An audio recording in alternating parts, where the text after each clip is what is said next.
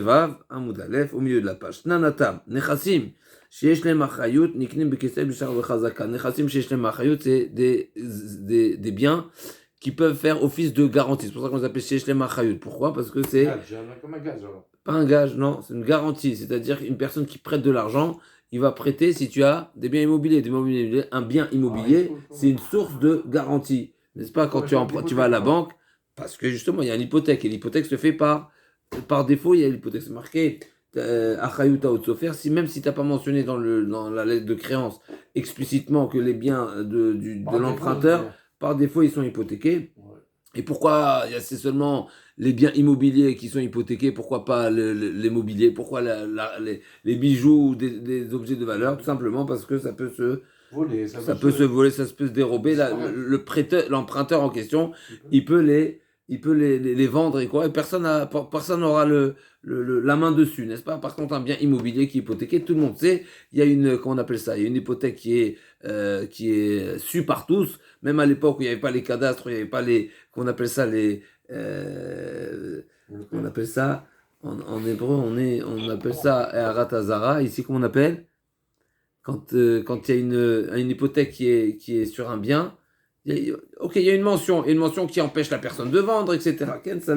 Ça protège c'est autant de l'agma, ça n'empêchait pas de vendre, mais en tout cas, c'est l'hypothèque. Donc, ce qu'on appelle Nechassim Sheyesh Lem Achayut, de quelle manière on acquiert un bien qui est un bien immobilier, Kesef Shachazaka, ça c'est l'unique classique, ça ne nous concerne pas directement, mais c'est seulement pour la suite qu'on a amené cette brata. Veshen Lem Achayut, et des biens mobiliers donc, El Niknim El Abimshicha. La manière de les acquérir, c'est Meshicha. Besura matnoula le hashmata mishmed Rav Chizda, ou Pompedita matnoula mishmed Rav Kana. Donc cet renseignement, à Pompedita, c'était à Soura, il rapportait cette citation au nom de Rav Chizda, et à Pompedita au nom de Rav Kana. Vraiment la mishmed Rava, ou bien au nom de Rava. Lochanou. Et sur ça, c'est mentionné Lochanou et la dvarim chez Endarkan Lagbia. Quand est-ce qu'un bien mobilier il s'acquiert par la Meshicha, en le tirant, en le traînant, en le sortant du domaine du vendeur ou en le faisant rentrer chez soi ou Bessimta dans une impasse, c'est seulement quelque chose qu'on ne peut pas, qu'on n'a pas l'habitude de soulever. Pourquoi? C'est quelque chose de gros, c'est quelque chose de lourd, c'est quelque chose de volumineux. Alors là, la manière de faire le kina, ce sera Meshicha. Mais si c'est quelque chose qu'on a l'habitude de soulever, une chaise ou autre, alors אבל אלה הדברים שאין דרכם להגביה, ודברים שדרכם להגביה, בהגבהה אין, במשיכה לא. On a exclu la משיכה. l'agma demande, יתיב אביי, וכמה להשמטה, יתיב רבא דבר מתנה לאביי, הגונב כיס בשבת, donc Abaye disait, il rapportait cet enseignement devant Rava Dabarava, et il lui a posé, la question à Gonef Kis Beshabbat. Donc il y a cette fameuse enseignement qui est bien connu, qui est la Suga de Kimlev Daramine. On sait qu'il y a une personne qui transgresse une faute pour laquelle il est condamné à mort. Il ne pourra pas être condamné pour la même action, je précise bien, pour la même action, si en même temps, en simultané, il réalise un dommage pour lequel il serait passible de dédommager, eh ben, il sera dispensé. Pourquoi? Parce que le Beddin ne condamne pas une personne sur une action, encore une fois, sur une action qui a eu deux effets, qui pourraient l'amener à deux condamnations. Et par exemple, ici, en l'occurrence, ici, il a transgressé Shabbat et il a volé en même temps, au même instant, c'est-à-dire, alors c'est discuté, est-ce que c'est le même temps ou la même action? Ça c'est la suite, donc tu vois, on rentre pas dans le détail. Mais en tous les cas, on va parler le cas qui est mentionné ici, c'est en même temps, c'est en simultané. Il a volé et il a transgressé Shabbat en simultané. C'est quoi le cas? C'est qu'il a volé. Comment on transgresse Shabbat? Par exemple, en faisant autre ça, en sortant un bien d'un domaine privé à un domaine public. Et à ce moment-là, il devient voleur. Donc si il a transgressé Shabbat, et au même moment, par la même action, il transgresse le vol, eh bien, il ne pourra pas être condamné sur le vol. Le Beddin ne traite pas le dossier du vol. Il sera condamné à mort, et même condamné à mort s'il y a des témoins, mais même s'il n'y a pas de témoins, où la condamnation ne pourra pas être effectuée, on ne pourra pas le poursuivre en justice pour le vol. Je t'écoute. Qui vole? Kiss. On ne sait pas c'est quoi Kiss, c'est justement la question. Kiss, c'est une bourse. A priori, une bourse. Et donc c'est marqué Agonef Kiss Beshabbat Chayav Shikvar Nitrev Bigneva Kodem Shavoy sur Shabbat. S'il a soulevé la bourse dans le domaine privé, du fait que Agba connaît Bekol Makom, donc il a d'abord volé, et ensuite il a transgressé Shabbat. Donc il pourrait être condamné sur le vol. Par contre, Aya Megarer Veyotse, pas tout. Chari sur Shabbat Vegneva Ben Kechat. Par contre, si il a traîné l'objet volé, et a priori on parle de kiss, donc c'est une bourse, c'est marqué qu'il a traîné, et donc il est sorti du domaine privé, et à ce moment-là il est devenu voleur, parce que tant qu'il n'a pas fait Agba, donc il n'a pas été connu, donc il n'est pas voleur. Donc il est voleur seulement par la Meshicha. Et la Meshicha, c'est au moment où il sort du domaine privé. Et au moment où il sort du domaine privé, il transgresse aussi le Shabbat. Donc si en simultané, tu transgresses le Shabbat et tu réalises le vol, tu ne pourras pas être condamné sur le vol. Aya Mega Reviotse, Patour, Shari sur Gneva et sur Shabbat, sur Gneva Ben Kechat. Il a transgressé les deux en simultané, donc il ne pourra pas être condamné sur le vol. L'Agma demande, Varekis, Debaragba ou Vafiloachi Kanevim Shicha. Alors là, c'est une question forte, puisqu'on parle de kiss. Et là, le sens simple de kiss, on va dire, c'est quoi le kiss? C'est une bourse. Donc une bourse, ça se soulève. Et quelle est la preuve que ça se soulève? Mais parce que dans le premier cas, on parle d'un vol qui est par la Agba. Dans le premier cas de la Braïta, on a dit, s'il a soulevé avant de sortir, eh ben, il est d'abord voleur avant d'avoir transgressé Shabbat.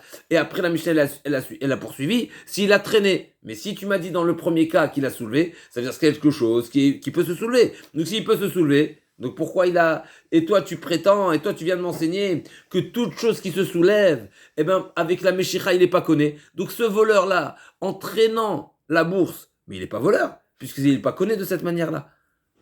On est bon ou pas? On en a... Dans la Récha, c'est marqué, s'il a soulevé, il est déjà voleur. Ensuite, c'est marqué, s'il a tiré, il est aussi voleur. Donc, on voit même un objet qui se soulève. On est connu, on devient voleur en le faisant Meshira. Problématique, c'est une contradiction avec ce qui a été enseigné précédemment. Amarle, Bemitna, il a dit c'est quelque chose qui s'attache avec une... Il a dit, ok, un ami Bemitna, je sais très bien, c'est comme une bourse. Il lui a répondu, un ami Bemitna, Amarle, Bemide de Bae Mitna. Non, c'est quelque chose qui a besoin d'être tiré avec des sangles, donc c'est quelque chose qui est lourd. D'ici, il en sort, donc l'Agma répond en réalité, la Braïta, cet enseignement-là qui nous parle de ce voleur qui a soulevé ou qui a tiré, on parle de quelque chose qui ne se soulève pas facilement, et qu'on a l'habitude, facilement en tous les cas, l'habitude est aussi de le traîner, et c'est pour ça que la Meshira, c'est un kinyan. Mais si ce n'était pas l'habitude, c'est pas un objet, donc c'est comme une malle ou autre chose, qu'on a l'habitude de tirer, n'est-ce pas une malle? Si elle est pleine, tu la soulèves pas. Mais il y a des personnes qui ont les capacités de soulever jusqu'à des 500 kilos, même à bras tendu. Ok, ça c'est... Donc, il y a des choses on a l'habitude de soulever. Il y a des choses qu'on n'a pas l'habitude de soulever. Mais le chidouche est, même si on n'a pas l'habitude de soulever, si j'ai soulevé, j'ai fait kinyan. Est-ce que vous me suivez? Jusqu'à présent, on a dit quoi? Une chose que nous avons l'habitude de soulever et seulement de soulever, si tu as fait Meshicha, 0. Parce que d'avoir chez Darko et Agbia, si l'habitude c'est de lever, seulement de lever, alors le kinat se fera seulement par l'agba. Si l'habitude est de faire Meshira, là tu feras Meshira. Maintenant, si l'habitude c'est de faire les deux, alors là tu pourras Ebe Agba, Ebe Meshira, ça c'est la remarque de Tosfot. Tosfot il nous dit quelque chose qui peut aussi se soulever, même si l'habitude peut-être, ou la grande habitude c'est de faire Meshira, mais l'agba aussi elle est valable. C'est seulement dans l'autre sens que ça marche pas. Quelque chose qu'on a l'habitude essentiellement de soulever, alors tu pourras pas tirer. On est bon ou pas? Donc la Agba, elle est meilleure que la Meshicha. Quand les deux sont praticables, alors effectivement ça marchera les deux, mais si on a l'habitude plus de soulever, alors plus, c'est pas les mots de Tosfot, le mot de Tosfot il dit... Lorsqu'on doit soulever, c'est... Darkan l'Agbia, l'habitude, ouais, après c'est plus. Il y a une certaine... La définition de l'Agba, c'est soulever au-dessus de 3 tfachim.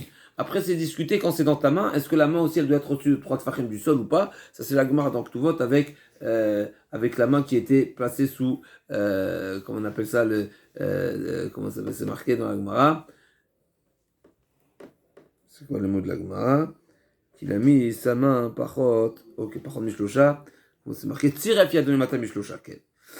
Ok. Alors, Bémet Tosot aussi nous rappelle que la Gemara dans Ktuvot donne plusieurs interprétations à cette braïta de Aya Megarer Veyotse. Megarer Veyotse, littéralement, c'est qui traînait.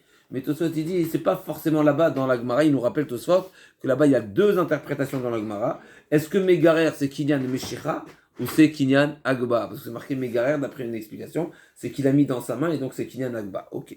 Donc ça, c'est pour la parenthèse de Tosfot.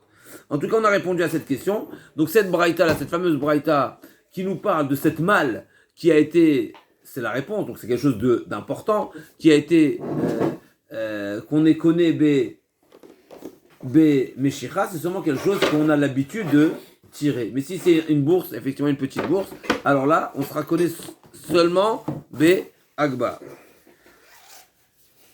Tashma, on en revient à la braïta qu'on a vue précédemment. Tashma birshut mocher lokana cheagbien na wachatin mirshuto. On a vu dans la braïta, quand tu te trouves dans le domaine du vendeur, eh ben tu seras connu seulement si tu as soulevé ou si tu l'as fait sortir du domaine. À nouveau, je comprends pas. Tu m'as parlé de soulever, ça veut dire qu'on parle de quelque chose qui peut se soulever. Et ensuite, tu m'as dit, si tu l'as fait sortir. Donc, si tu l'as fait sortir, c'est Meshira. Donc, on voit que même quelque chose qui peut se soulever, tu peux être Konoto Bimshira.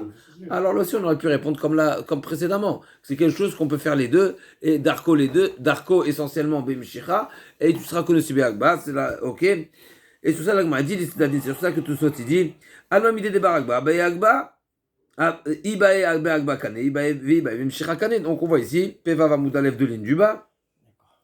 Donc on voit ici même quelque chose qui peut se soulever, tu peux être connoté aussi, mais Meshira.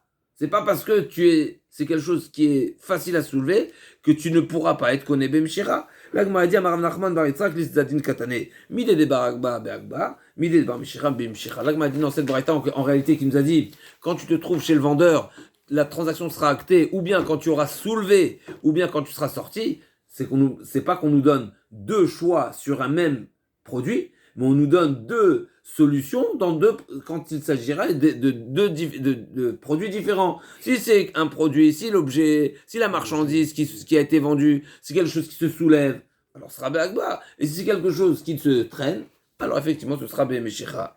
L'agma elle poursuit Tashma, la mocher période le ravero mashach velo madad. Donc l'agma amène une preuve. À partir de la braïta, Peva Vamoud Bet, Amocher, Perot Lachavero, Machach Velomadad, Kane, la Mishnah nous a dit, quand tu as vendu des fruits, dès le moment où il a fait Meshicha, même s'il n'a pas mesuré, il n'a pas pesé, il n'a pas évalué le stock, s'il était complet ou pas, Kana, mais tu me parles de Meshicha. Perot, c'est quoi? C'est des fruits, des fruits. Comment on les transporte des fruits? Agba. Agba. Alors bien sûr, on pourrait dire que... Je ne sais pas si c'est une palette. Chazak, on aurait pu dire une palette, l'Agma va donner une autre solution, effectivement. Alors peut-être à l'époque, on parle d'un particulier, on ne parle pas d'un tagar, donc on parle d'une petite quantité, mais effectivement, on aurait pu parler d'une palette, Chazak ou Baour. Et l'Agma a dit, Vea perot, debne agba ninu, vekatane de kanebim shicha. L'Agma déduit, c'est marqué, si on parle des fruits, et la Mishnah ne m'a pas donné de précision de quelle manière ils ont été emballés, de quelle manière ça se présente ces fruits-là. Donc perot, c'est des fruits. Donc ça peut être 1 kilo d'orange, ça peut être 1 kilo de banane, et ça peut être aussi, ok, ça peut être aussi une palette, mais si ça n'a pas été précisé, ça nous laisse entendre que même quelque chose qui peut se soulever, je peux le tirer aussi. Il n'y a pas de contrainte d'utilisation. L'agma a dit, Ramaskan bishlifer avrevé. Donc l'agma a dit, il y a une grande quantité de fruits qui sont emballés. C'est exactement ce que l'agma répond.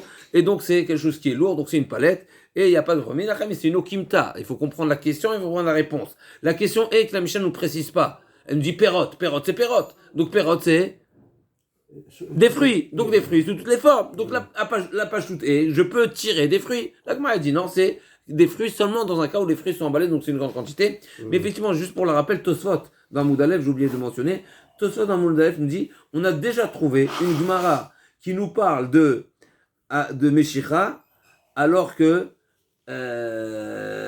parle d'un petit produit qui est une Agba, comme il nous parle de celui qui a vendu des shtarot, donc il a vendu des shtarot, donc c'est des legs de créance ou autre, qui a vendu à son ami, et là-bas c'est marqué, dès qu'il était mosher, il les connaît. Et on sait que des legs de créance, même s'il y a un gros classeur, n'est-ce pas, ça se soulève. Donc il nous dit des fois, effectivement, c'est l'avdafka, la Gemara ne l'a pas apporté cette braïta, c'est une braïta qui est les kaman, mais meluga d'ishtaré, et à moins de dire qu'effectivement, Meluga d'Ishtare, donc c'est un classeur, à moins de dire que vraiment il avait une malle, n'est-ce pas, mais c'est pas la provision de Tosot. Il dit, donc des fois, mettre le Meshicha de la Gemara, il est l'Avdafka. Meshicha, c'est une manière de dire le Kinyan. C'est peut-être l'action la plus répandue ou la plus, qui est plus, qu'on retrouve plus souvent peut-être. Mais en tout cas, tout ça nous a amené une preuve de la Gemara Kouf Memalev dans Perek Mishemet. Là-bas, on va parler de toutes les notions d'Ivrei Shriv Mera. Donc, on parle des testaments essentiellement.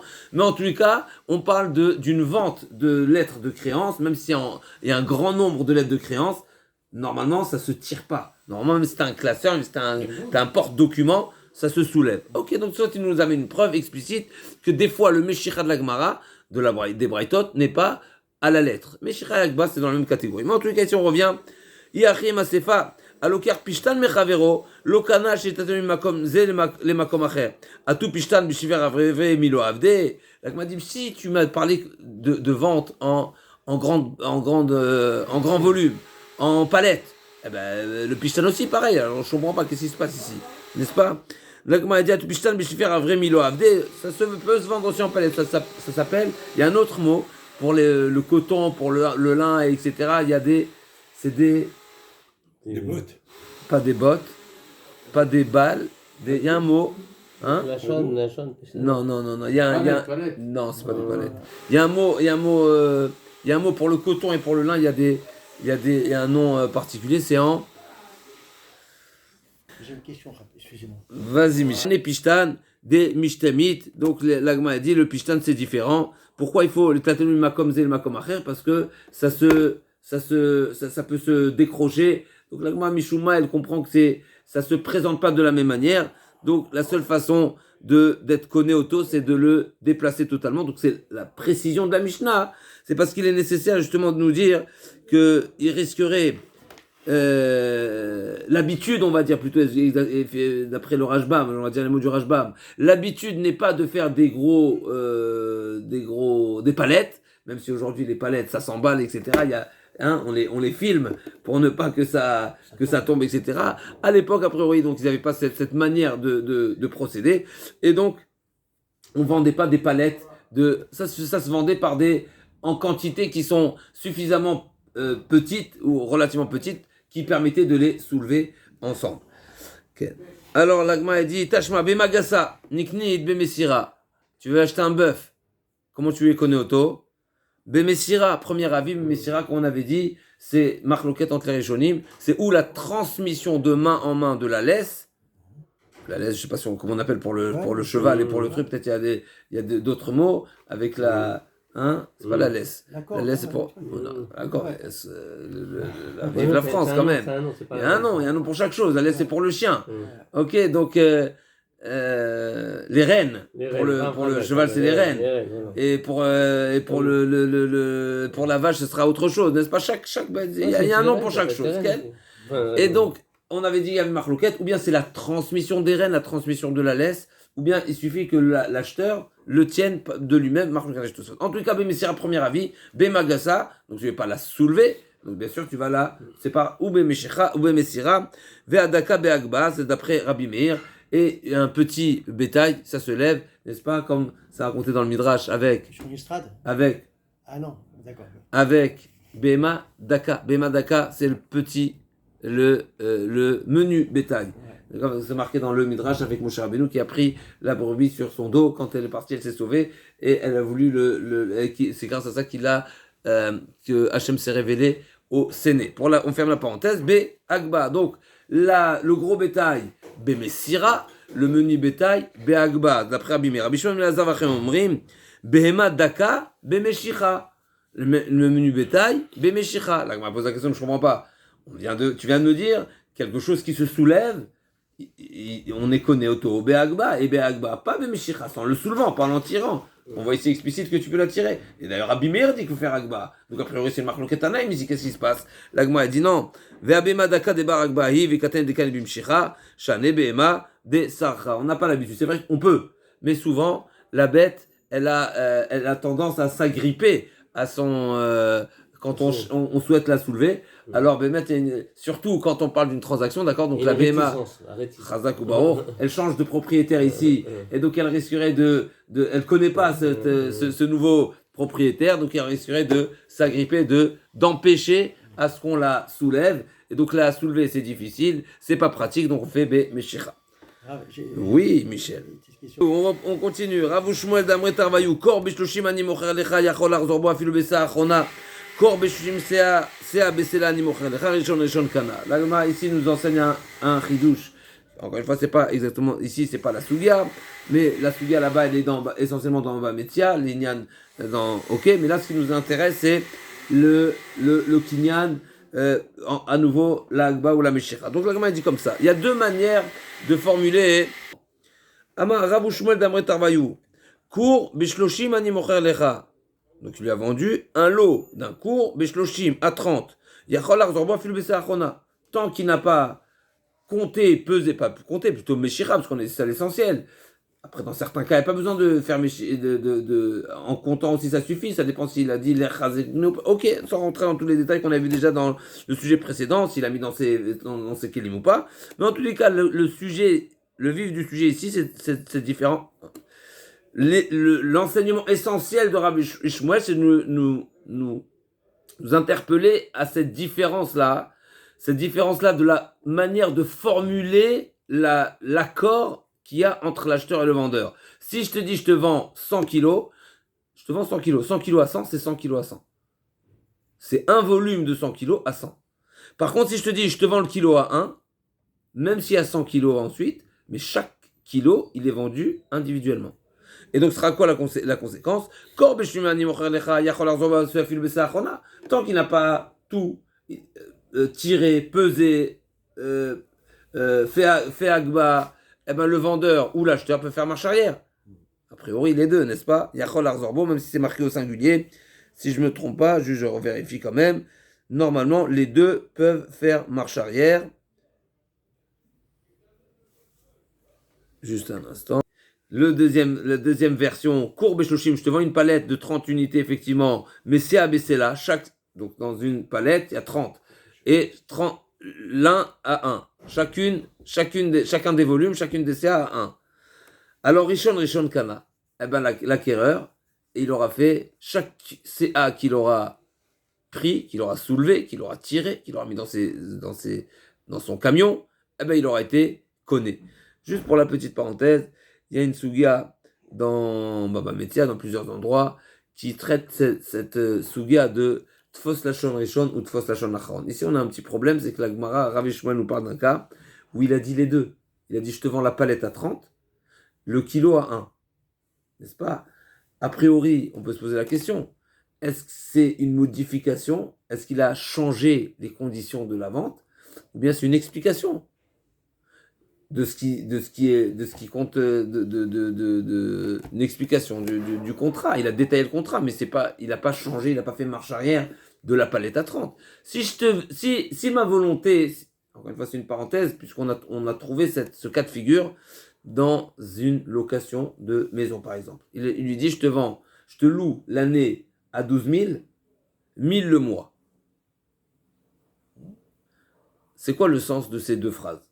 Je veux dire que si c'est une année Meuberet, ça sera 13 000. Chazak ou Baruch, la Gemara nous dit là-bas, le point, la conséquence de ce sujet-là, on va parler de la conséquence avant de parler de l'idée, parce que l'idée, on l'a déjà dit, est-ce que Tfos Lashon Rishon, Tfos Lashon Acharon, est-ce qu'on va retenir la première phrase ou la deuxième phrase?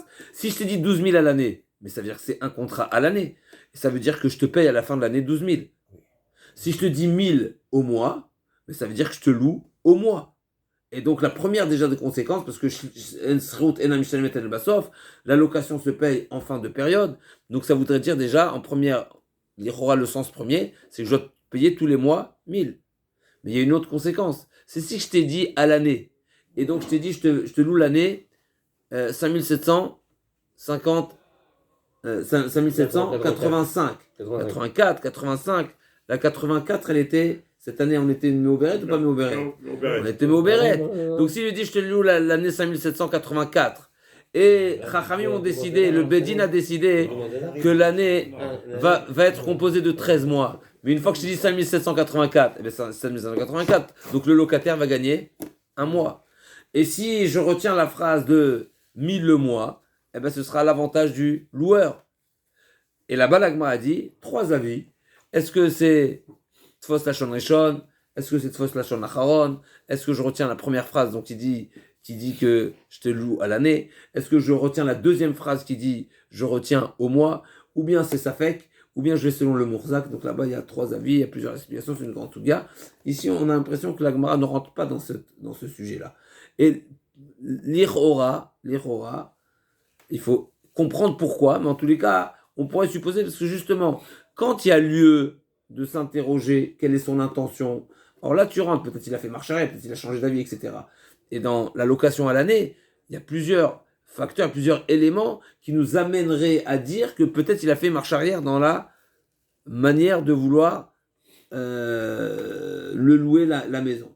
Ici, a priori, il n'y a pas de raison de dire que c'est une explication. Tout le monde sait que un cours, c'est composé de 30 séines. Et donc, a priori, la deuxième phrase, c'est une manière de lui dire, je ne te vends pas forcément le lot, je peux te vendre aussi à l'unité. En tout cas, ce n'est pas le sujet de l'Agmara ici. L'Agmara n'est pas rentré dans cette question. Est-ce que Tfos Hachon Rishon, Tfos Hachon Achron? Si je ne me trompe pas, de mémoire que j'ai revu l'Agmara encore hier, l'Agmara ici ne rappelle pas ce sujet ici.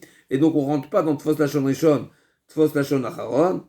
Mais même si on pourrait a priori se poser la question, est-ce qu'il y a ou pas, est-ce que ça ne concerne pas? Mais en tous les cas, ce qui est certain, c'est que la Memra de Rav Shmuel qui nous dit, eh ben, pour il lui a dit, je te vends 30 unités, chaque unité à 1, c'est une manière de dire que je te vends à l'unité, et donc chaque unité qui a été soulevée, qui a été déplacée, qui a été chargée dans son camion, il sera connu, et sur cette unité-là, le vendeur ne pourra pas faire marche arrière. La question de la Gemara est la suite. Tashma, cause de Zéhan, Tashma, imaita mida chez l'echad mehen, rishon kana, va'afalga avdolun mal amida.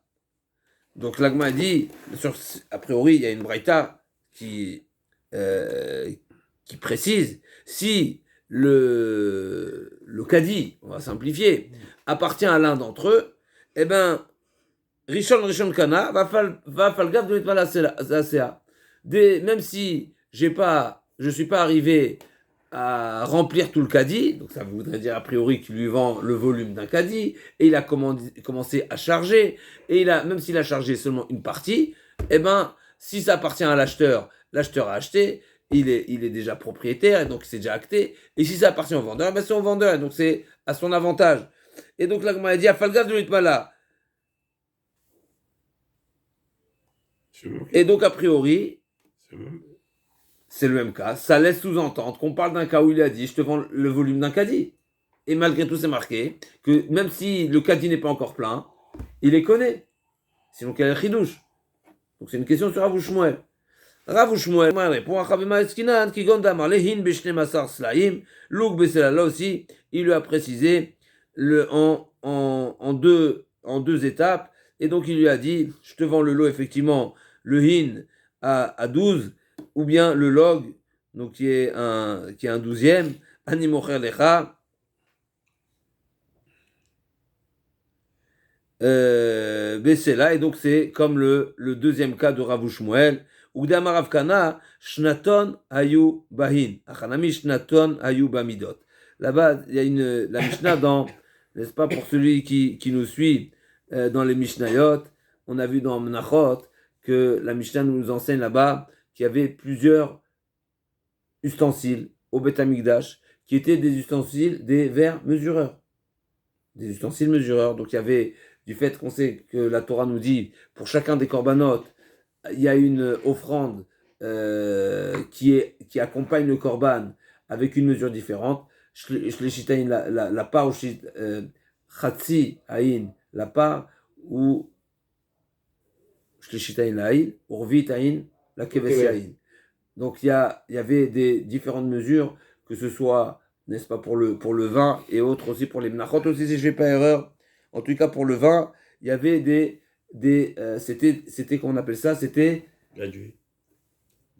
gradué, Razak ou Baor, c'était un ustensile qui était gradué. Pour le par, donc c'est marqué ici, jusque le par, pour le keves, pour le haïl, pour le keves, et donc c'était gradué là aussi. Finalement, quand la braïta, le chidouche de la braïta, c'est qu'il lui a vendu, donc il a rempli la marchandise dans un ustensile gradué, et donc finalement, chaque graduation, c'est arrivé à chaque graduation, eh ben, il a été connu. C'est vrai que comment on appelle ça, l'ustensile n'est pas arrivé au bout, mais du fait qu'il y a des graduations, mais c'est une manière de dire, ou en tous les cas de se mettre d'accord, que je vends par palier, par graduation. Tashmam, Asoret, Apoel, Asotimo, Lagoren, Hayom, Bedinar.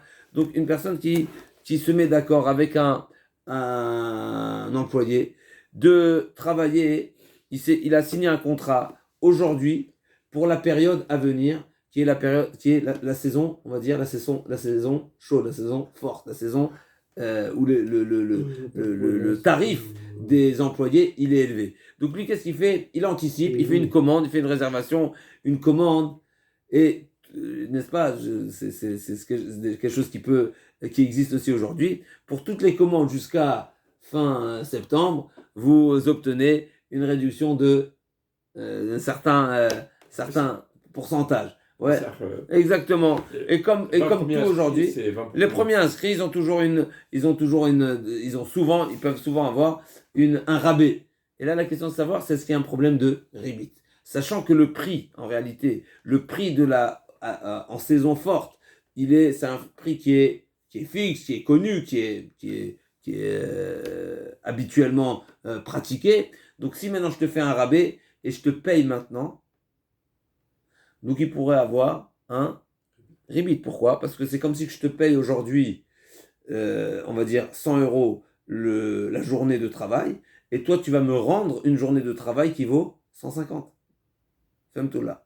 Moi je t'ai payé, même si c'est un service, ça va être a priori la réponse de l'Agmara, mais a priori l'Agmara a dit, cette différence-là, si je t'ai payé en avance, et aujourd'hui tu m'effectues aucun travail, donc je te paye un travail futur, et le travail au moment où tu vas me le rendre, au moment où tu vas travailler chez moi, le prix du marché, c'est pas le prix que j'ai payé, et ben c'est comme si tu me remboursais ce que je t'ai prêté, parce qu'aujourd'hui je t'ai payé en avance. Si je te paye en avance, c'est comme de l'argent que je te prête, et toi tu vas me le rembourser cet argent par un service.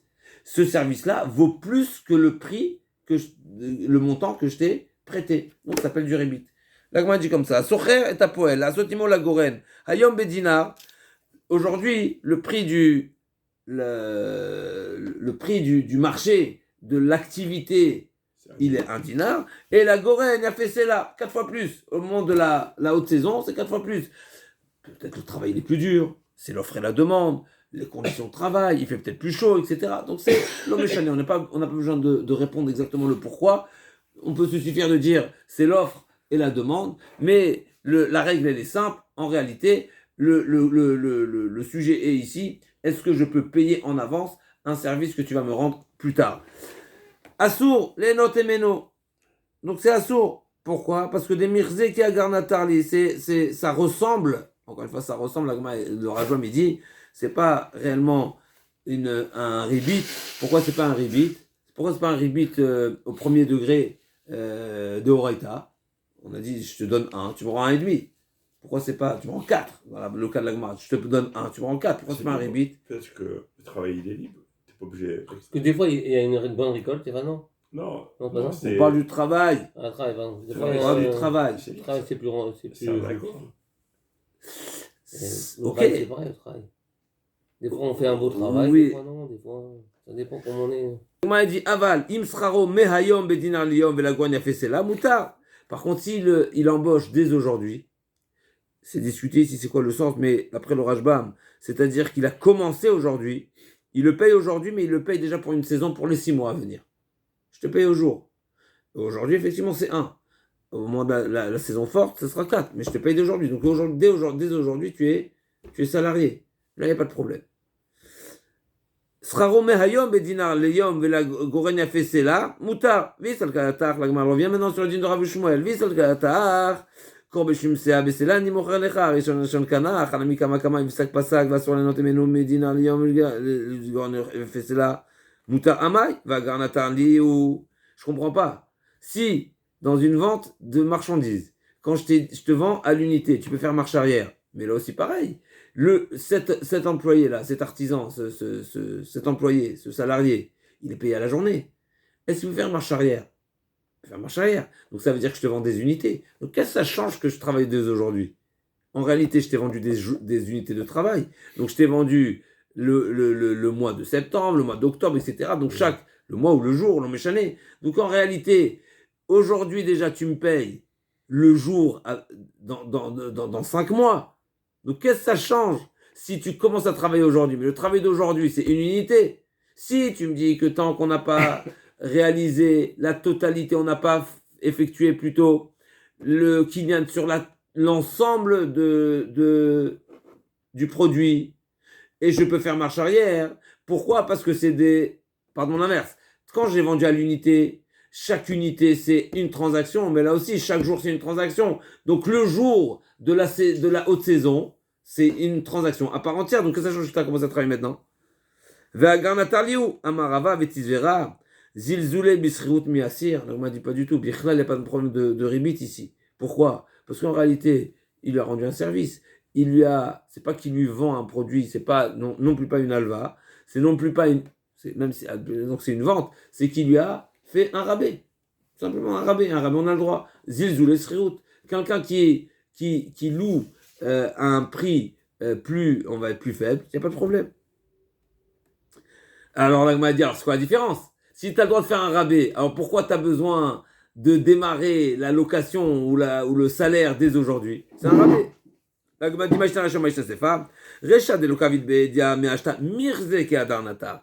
le premier cas où il ne démarre pas le travail dès aujourd'hui, alors ça a une apparence comme un garnata, mais effectivement comme du ribit. Mais quand il démarre d'aujourd'hui, eh ben il n'y a pas de problème, il n'y a pas de mirze qui a garnata, mashtan mirze qui a garnata. La Gemara nous dit, la Mishnah nous a dit, si la marchandise en question, la production en question, elle était encore attachée au sol, et il a cueilli un petit peu, eh ben il a été tout connaît. Depuis quand? Depuis quand la cueillette d'une partie de la production est inclinée sur la totalité? Mishum de talash kotcheu kana. En cueillant un petit peu, c'est incliné sur la totalité depuis quand? Human afshar, Ken? La question qu'il faudrait se poser, c'est human afshar. Si alors, c'est pas vraiment une manafcha parce que ça va être la réponse d'Agmar, mais normalement, la marchandise qui est prête à être cueillie, ça s'appelle un mobilier. Même si elle est encore attachée au sol, quand là, on met l'iktsor et katsor damé, quand on met l'ikzos et gazous damé, donc la manière d'acter cette vente-là, la vente de cette marchandise, de cette production, c'est en faisant Agba ou Meshicha. Comment en cueillant une partie, tu as été connu la totalité? L'Agmar répond, Amar Achad Ma'asinan d'Amarle, Lech Yapelach Akarkol Shou Vikane Kol Mashe Alea. Inachem, ici on parle de Kinyan, Agav. Il a dit va faire un Kinyan sur le terrain, donc je te fais un Kinyan sur le terrain, et en faisant un Kinyan sur le terrain, tu connais tout ce qu'il y a dessus, même si c'est un bien mobilier, il n'y a pas de problème d'être connu Be'agav. Je vérifie encore une fois.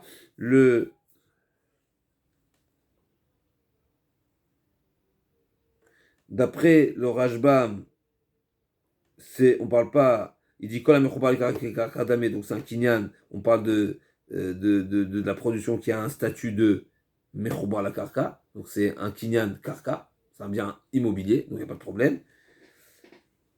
Merak shnia, parce que si on parle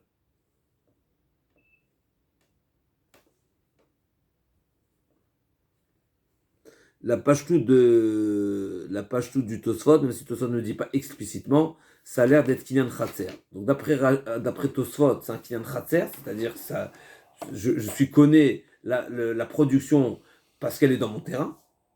Et pas dans mon terrain, dans mon terrain de... Non, mais tu m'as dit, l'air Khazek, tu m'as dit, va, je te donne le droit de faire une acquisition sur une partie du terrain pour que tu puisses faire une acquisition sur toute la récolte.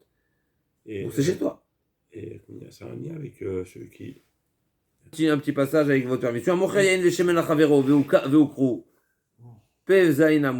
Mishnah. Donc on arrive encore à une des conséquences de ce qui pourrait en découler d'une transaction actée ou non. Donc à Mocher, il a vendu des tonneaux. De quoi? Des tonneaux de quoi? De vin. Ou bien d'huile. D'accord, donc ça change, et si c'est des tonneaux de parfum, ce sera la même chose aussi. Donc à Mocher, il y a une Veshemen la Chavero Veokro chez Ouzlou. Et le temps le prix a changer ou chuter ou évoluer. Il y a les deux possibles. N'est-ce pas? Il y a des bourses, il y a des crashs boursiers, il y a des. Ok. La fluctuation. Ken veokru chez Ouzlou. Imat shelonit met amida la mocher. Ben, si la transaction n'était pas actée, par exemple, que le tonneau en question n'a pas été rempli, donc il n'a pas été vendu, donc ça appartient au vendeur, donc c'est à son avantage, à son désavantage du vendeur. C'est pas acté. Mishenit malet amida. Une fois que l'ustensile s'est rempli, et là on revient au sujet de la Gemara d'hier. Est-ce que la transaction est actée par le fait que l'objet, on parle d'un objet qui appartient à l'acheteur et on se trouve chez le vendeur, etc. Ça va être le rebondissement de la Gemara. Et la Gemara va dire qu'on parle d'un ustensile qui appartient à un sarsour. Un sarsour, c'est l'intermédiaire. Comment on appelle ça en français? Un gérant. Alors, c'est pas forcément un représentant, mais normalement on dit un représentant. Donc il vend un produit qui ne lui appartient pas, n'est-ce pas? Après, il prend une com. Donc un sarsour. Maintenant, un sarsour, il y a différents types de sarsour. C'est pas forcément un représentant. Il y a une différence entre un représentant et un revendeur. Un représentant, il prend aucune responsabilité et il est seulement employé et il n'a pas forcément la responsabilité sur la marchandise. Là, c'est pas ce qu'on va voir ici. Donc c'est plutôt un revendeur. On a vu aussi dans un mafkid, un sarsour, c'est quelqu'un qui revend, donc il achète pour vendre. Donc c'est de l'achat-vente, donc c'est un revendeur. Et là, la Mishnah, l'Agma va nous détailler ici à qui on parle du cas où l'objet lui appartient à lui. Ça dépendra des cas, mais effectivement, ce sera un point qui aura une conséquence. Donc Mishnah Damida Lokar. Donc le sens simple de la Mishnah, tout dépend. A priori, on parle de l'objet, du récipient, du caddie, de l'acheteur. S'il a été rempli, donc la transaction il y a eu kinyan sur la totalité de la marchandise, eh ben c'est acté, et donc il ne peut pas faire marche arrière, et donc ce sera à l'avantage et au désavantage, dans un sens ou dans l'autre, de l'acquéreur. Tant que le caddie n'est pas plein, eh ben ce sera d'appartenance toujours au vendeur, et donc le vendeur sera libre de faire marche arrière s'il y a une plus-value ou vice-versa. Non, dans tous les cas, ce sera la transaction n'est pas actée. Vima Sarson Benem, donc s'il y avait un intermédiaire, un revendeur, Nishbera Chavid, Nishbera la Sarso. Si la cruche s'est cassée, c'est lui qui paye, c'est lui qui perd. Ça veut dire forcément qu'on parle d'un type de sarsour, ou bien encore une fois qui achète et qui revend, ou bien qui prend la responsabilité de la marchandise. Ça fait partie des conditions. Vechayav la tiflo shkoshatipin, et là, on revient, et c'est peut-être pour ça qu'on a parlé du vin et de l'huile, c'est qu'il devra, quand on parle du tonneau, ça veut dire quoi un tonneau? Quand tu me dis, vends-moi ton tonneau de vin ou tonneau d'huile, c'est la totalité du tonneau. Et donc, c'est pour ça que ça va t'exiger à faire et goûter du goutte à goutte, les dernières gouttes du contenu, devra aussi jusqu'à 3 gouttes, c'est ce qu'on appellera la totalité du tonneau. D'accord? Donc, moi, je suis vendeur, j'ai un tonneau de vin et je te le verse dans le tien. Combien je dois attendre? Jusqu'à combien de gouttes je dois attendre? 3 gouttes. Dès le moment où ça fait 3 gouttes, donc tant qu'il y a un flux, il y a un flux. C'est sûr que le contenu n'est pas totalement transvidé. Mais dès que ça fait du goutte à goutte, après 3 gouttes, ça suffit. Le chidouche, il est aussi bien pour l'huile que pour le vin. Alors que normalement, le vin, 3 gouttes du vin, c'est qu'il reste rien. 3 gouttes d'huile, il reste pas mal. Parce que les parois, ça se bévadaille. Ok, donc ça c'est en tout cas, donc il faudra. On peut dire 3 pour le vin et 8 pour l'huile. Ça c'est toi qui dis. Mais la Mishnah, le sens simple de la Mishnah, c'est qu'on parle des deux catégories. Et le Rajvam aussi, a priori, ne fait pas la différence entre l'huile et le vin. Et pour les deux, c'est 3 gouttes. D'accord. Donc, Irkina ou Mitzit, Areushel Mocher. Donc s'il a incliné ce qui reste, donc c'est ça le chidouche, ce qui reste, ce qui est dans le tonneau, après les 3 gouttes, et donc il y a un petit reste dans ce récipient, et ça appartient au vendeur. Et le chenvani, le commerçant, donc on a parlé d'un vendeur, c'est un vendeur particulier, mais le chenvani, il n'a pas le devoir, on va voir dans l'Agmara, on ne lui a pas exigé de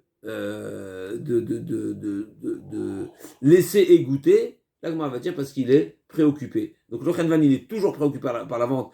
Et quelque part, je vends rapidement, on ne va pas t'exiger d'attendre, hein, même si ça nous paraît des fractions de seconde, mais en tout cas, on ne va pas t'exiger, c'est pas vraiment des fractions de seconde, parce que le temps que ça fasse du goutte à goutte, ça met du temps.